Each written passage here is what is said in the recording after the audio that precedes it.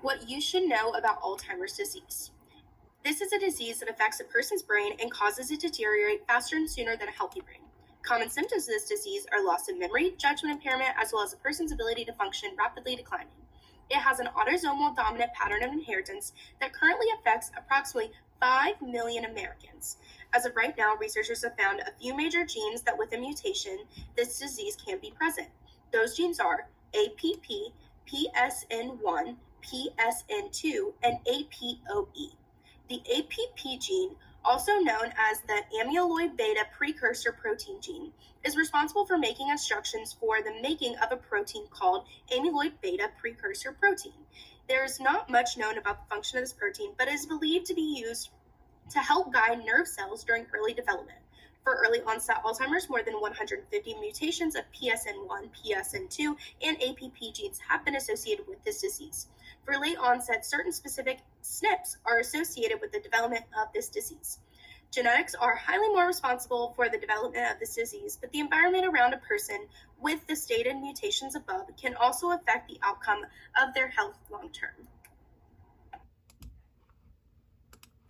23andMe only specifically tests for the E4 variant in the APOE gene, but not for all variations of the genes APOE, APP, PSEN1, or PSEN2, all of which are associated with Alzheimer's disease.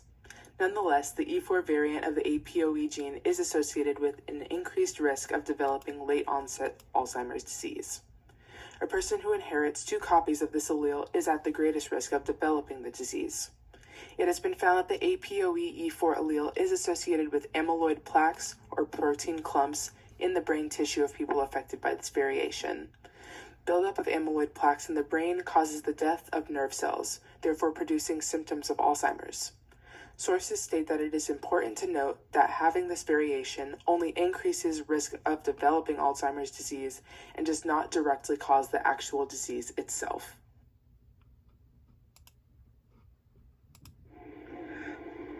Benefits of our test. Unlike 23andMe, our test searches for 2 SNP mutations in the PLD3 gene, a secondary gene that directly affects the APP gene.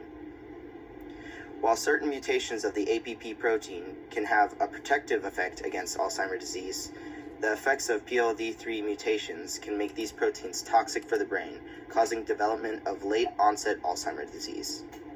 When compared to 23andMe testing, PLD3 mutations are 33% more likely to occur, and increase the likelihood of late-onset Alzheimer's disease by 1.4 times. Due to the theoretical aspect of the APP protein's function, further discovery of this protein could affect the accuracy of this test. A PLD3 test also does not test for mutations in other genes that could cause Alzheimer's disease.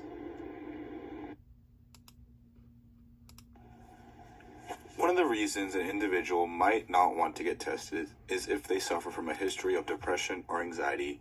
Knowing this information could be more upsetting. In addition, knowing about genetic risks could affect one's ability to get some kinds of insurance. Since Alzheimer's currently does not have a cure or treatment, there is not much to gain from testing since there is no way to intervene. Another issue is that the 23andMe only tests for the E4 variant of the APOE gene, but there are some people with the APOE E4 allele who never developed this condition. It is still unclear as to how much the APOE E4 allele contributes to the development of Alzheimer's, so it is possible to be falsely diagnosed with Alzheimer's if this gene. Testing for Alzheimer's disease can obviously be an extremely upsetting situation for both the patient and the patient's family.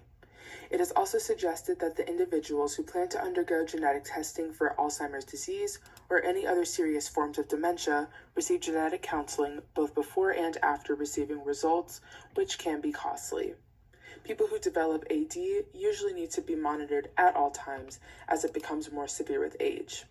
The affected individual eventually loses the ability to function alone on a day-to-day basis. The cost of an around-the-clock, in-residence caregiver can add up to a great financial amount, and it can also be psychologically upsetting for the individual receiving care.